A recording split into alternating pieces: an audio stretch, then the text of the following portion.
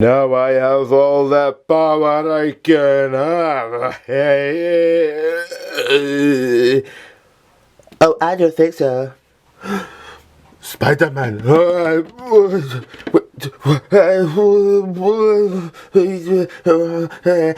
I've seen the future. I have a sequel. And let me tell you, you're not in it.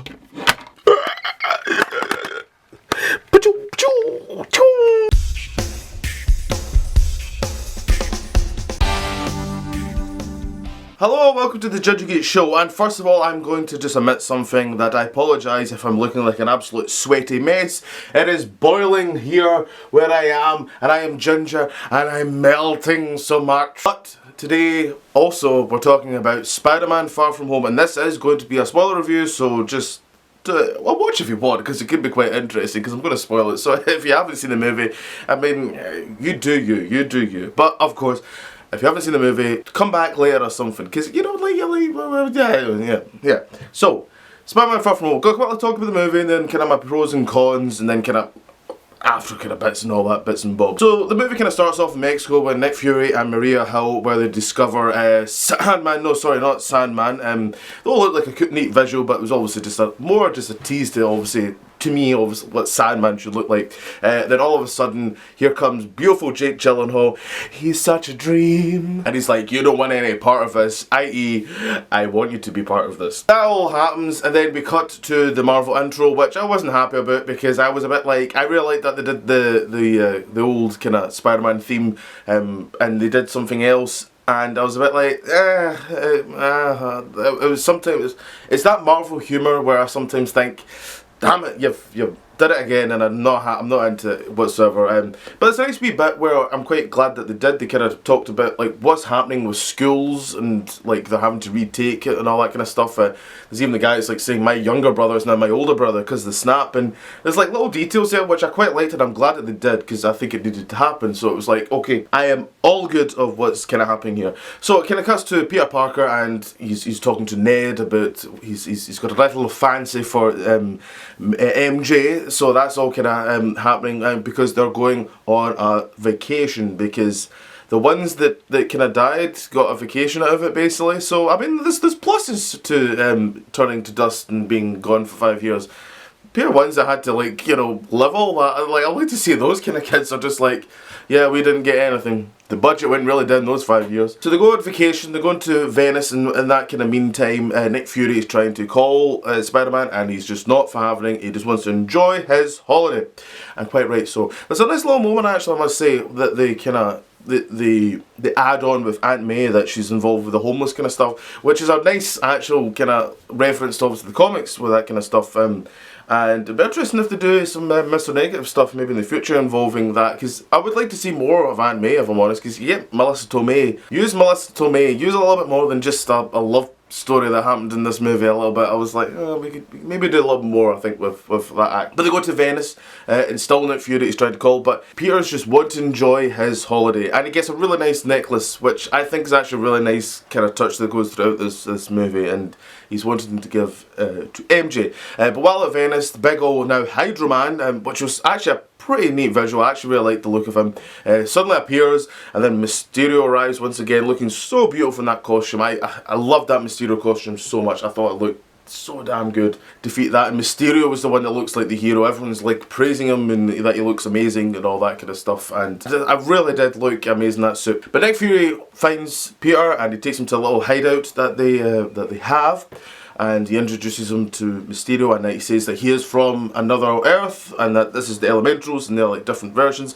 And they do say that there has different versions from different Earths. So, and they do make a reference to the actual Hydro Man. We might actually still get their actual versions on our Earth, sort of thing. But Peter's still just flat out, he's just not wanting anything to do this. And I like this, that, you know, he's trying so hard to enjoy his vacation. This is what's beautiful about Peter Parker. Like, he's struggling to be Spider-Man, and he's struggling to just want to be a kid. And this movie really kind of sells that really well. Going on a little bit later, involving basically the opera house that they go to, is that there's a beautiful little shot of Peter seeing MJ, and she's going to sit in the opera, but he's needing to go do Spider-Man stuff, and it's just that's one of my favourite moments actually in the movie. Of Tom Holland sells it so well, of just he wants to just be a kid.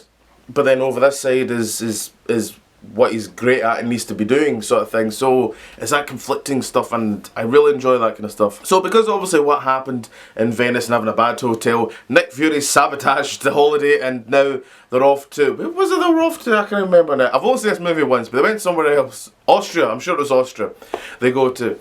And that's where Spider-Man gets his new suit from someone. I wish that was someone a little bit more that we kind of knew, but it was just someone.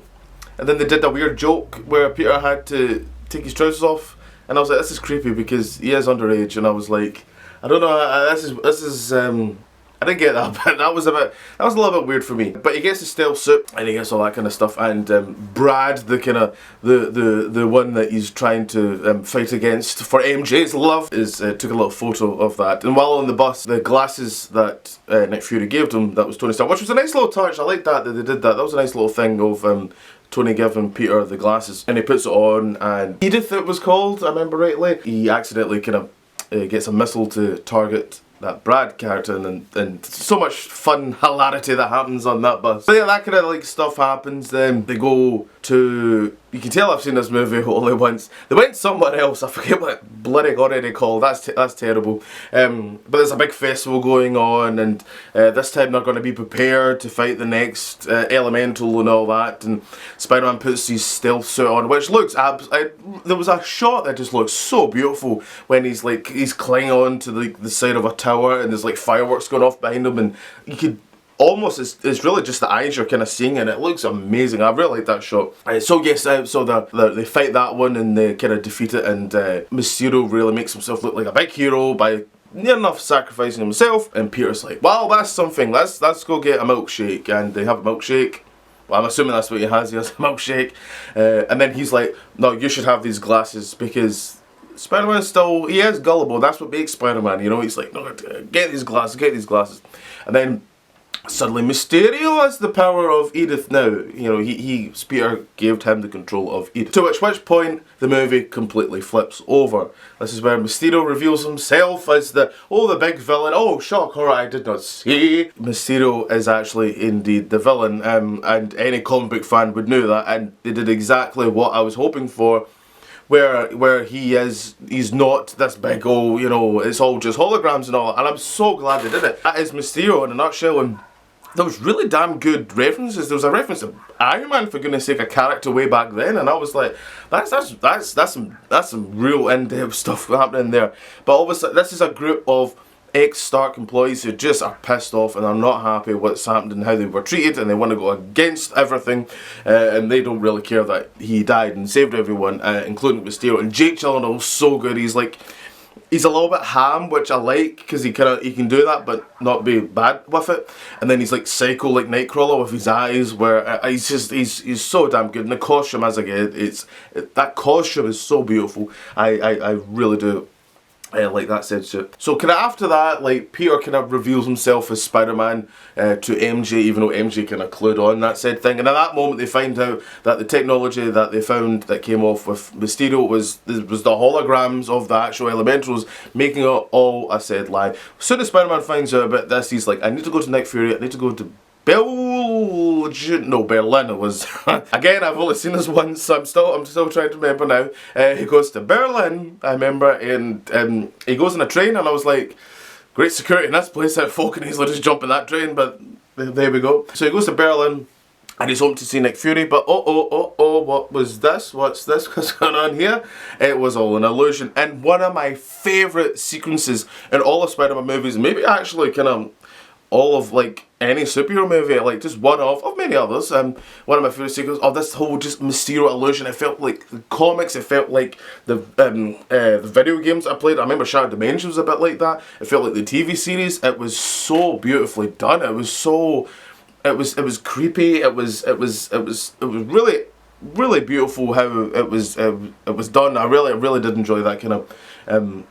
That sequence, and as I said, it was probably one of my favourites that's up there, and really quite creepy how like he made like Iron Man come out the grave, and it was like really try to absolutely terrify Spider-Man because he knows that that's what he kind of needs to do to Spider-Man. He needs to really kind of put the fear into. So that all kind of like ensues and all that, and Mysterio finds out that it's in London, that people kind of know certain things about him in London. So he goes to London, makes this big old huge event to make him look really great at the end of it. He's even got a suit pressed, and which I really which I found quite funny. So yeah, so that kind of happens to go to London, and Peter's like, well, who do I call now? Who's the person I call? So he calls good old Happy Hogan. I really like the relationship now, because in the first one they're quite frosty, and this one they're they're hugging each other and they're much closer. I was like, that's development there, and it's nice to see.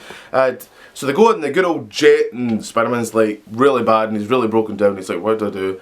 So he builds himself a new suit, and this suit is beautiful. This red and black suit really is just perfection, and it looks great. It really does look like one of the best suits that's been on screen. So they go to London. Spider-Man fights some drones. He sees Mysterio. He tries to go for Mysterio. All the stuff happens. It's all shit's going off. Maria Hill shoots up bazooka. That happened. And then he goes to Mysterio, and like Mysterio tries to shoot him. And then all of a sudden, like Mysterio's shot by his own drones. And then Peter goes to get him, and then Mysterio tries to shoot him, but then actually it was all like illusion. But then is that one actual illusion that apparently died?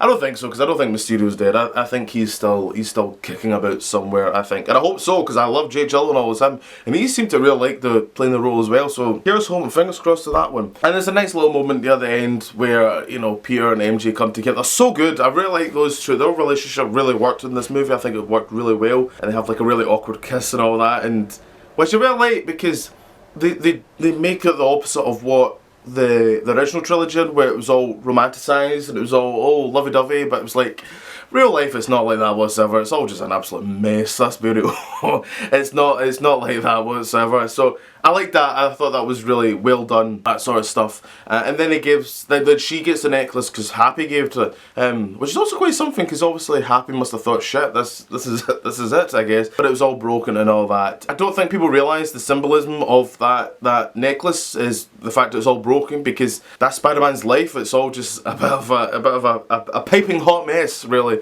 And it was a nice that was actually a nice subtle symbolism, I think, or maybe not subtle. I don't know. I liked them two together. They were great, and then it kind of ends so beautifully.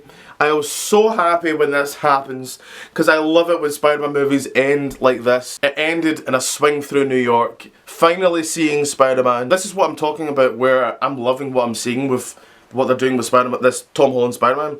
We're slowly seeing him build up. Folk were mourning in Homecoming, oh, there's no shots, I'm in New York and all that. It's like, give it time. Why can we not just build up to that? I like that whole movie was set in Queens and it was more smaller, and then we can finally have, it was so well done. I really liked it. It was apparently the same team that did do the swing scenes in the original Spider-Man, so it might possibly, I'm not too sure, but it looks so good, it looks so great. I love seeing I never get bored of seeing Spider-Man swinging through New York. I think it looks great. And then it just ends with obviously him seeing MJ picking her up and swinging her away, and beautifully done, as well as she's just screaming the whole time, because I hated Kirsten Dunst, where she's like, oh my god, this is like amazing, I'm swinging and it's so high, but I'm swinging. Why are you not terrified?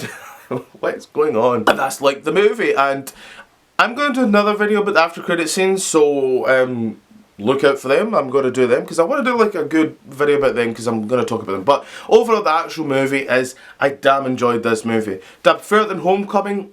I don't know. They're kind of like almost on par, because I really liked Homecoming and I really liked this movie.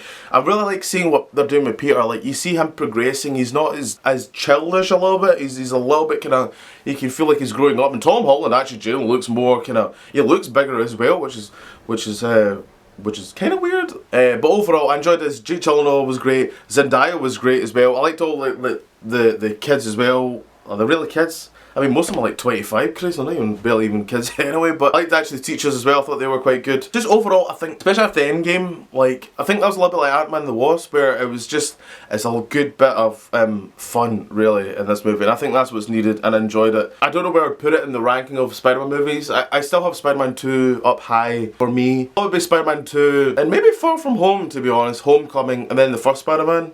Yeah, that'd be, yeah, I'd probably put yeah, so yes, that was my review. I really enjoyed this overall. I thought it was a really good, fun movie. I'm going to talk about the after credit scenes in the next video. I'd like to know what you guys think. Comment down below. More videos in the future. So until then, see you later.